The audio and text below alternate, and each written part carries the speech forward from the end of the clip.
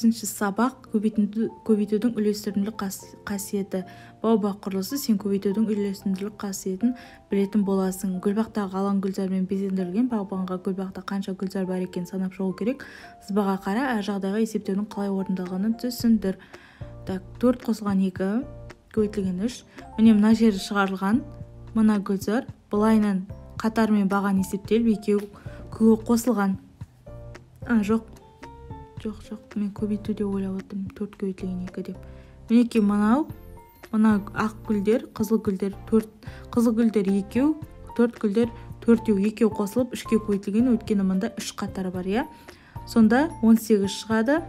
Мында дәл сондай 4, 2, 4-ті бірінші 4 ақ гүлдерді 3-ке көбейткен, өйткені мына жерде 3 қатар. 3-ке көбейткенде 12 болды. Енді қызыл гүлдерде де 3 қатар, бірақ 3 баған, иә. Сондықтан да 2 көбейтілген 3 тең болады 6, 12-ке 6 қосқанда 18. Сонда мына жерде барлығы 18 гүл бар. Келесі ескерту: қосындыны санға көбейтудің бірнеше тәсілі бар. Қосындыны табуын санға көбейту, әр қосылғышты сол санға көбейтіп шыққан көбейтінділерді қосу. Бұл көбейтудің үйлестірімділік қасиеті деп аталады. Мінекей бізде формула. Келесі тіктұртпыштың периметрін әртүрлі тәсілмен қалай тапқаныңды түсіндір дейді. Мында көбейтудің үйлестірімділік қасиеті біз қарағандай: А көбейтілген 2 қосылған Б көбейтілген 2. Келесі есепте 20 қосылған 30, 50, 50-ді 5-ке көбейтеміз 250. Бұны үйлестірімділік қасиетіне салсақ, 20 көбейтілген 5 қосу 30 көбейтілген 5 деп шығаруға болады. 20-ны 5-ке көбейтеміз, неше болады? 100. Қосылған 30-ды 5-ке көбейтеміз, неше болады? 150. 100-ге 150 қосқанда 250 шығады. Сонда есеп дұрыс. 250. 250, иә. 70-ті 4-ке көбейтеміз 280, 20-ны 4-ке көбейтеміз 80. 280-ге 80 қосқанда тең болады 360. Келесі 5 қосу 4 9, 970, 630 тең болады. 3, 4, 7, 7-ні 30-қа көбейтеміз тең болады 210. 20 қосу 10 тең болады 30, 180. 40 қосылған 30 тең болады 72-ке көбейтеміз 140. 20 қосылған 10, 30, 30-ды 8-ге көбейтеміз 240. 5 қосылған 3, 8, 80 болады. Мында гүлзардың периметрін әртүрлі тәсілмен тап. 4-ке 6 қосамыз неше болады? 10, 10-ды 2-ке бөлеміз 5. Периметр 5-ке тең. Мында 10 қосылған 20, 30, 32-ке бөлеміз 15.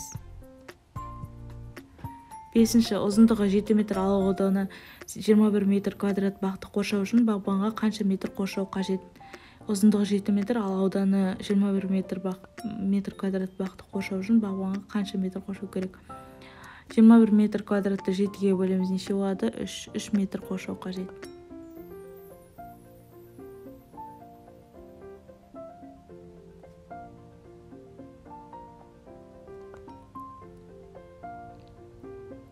Келесі тіктөртбұрыштың периметрі 30 см, ал ұзындығы 6 см. Тіктөртбұрыштың енін тап. Периметрін 2-ге бөлесіздер. 20-ны 2-ге бөлгенде неше болады? 20-ны 2-ге бөлгенде неше болады? 10. 10-нан 6-ны азайтасыздар, тең 4. Сонда Б тең, АБ тең, мына жері 4-ке тең, 4 см. Біздің мектептегі әр оқушы бір ағаштан отырғызды. Оқушылардың жартысы қайың, ширек бөлігі жөке, қалғандар үйеңкі отырғызды. Мектепте 800 оқушы бар. Неше бала қайың, нешеуі жөке, нешеуі үйеңкі отырғызды. Біздің мектептегі әр оқушы бір ағаштан отырғызды. Оқушылардың жартысы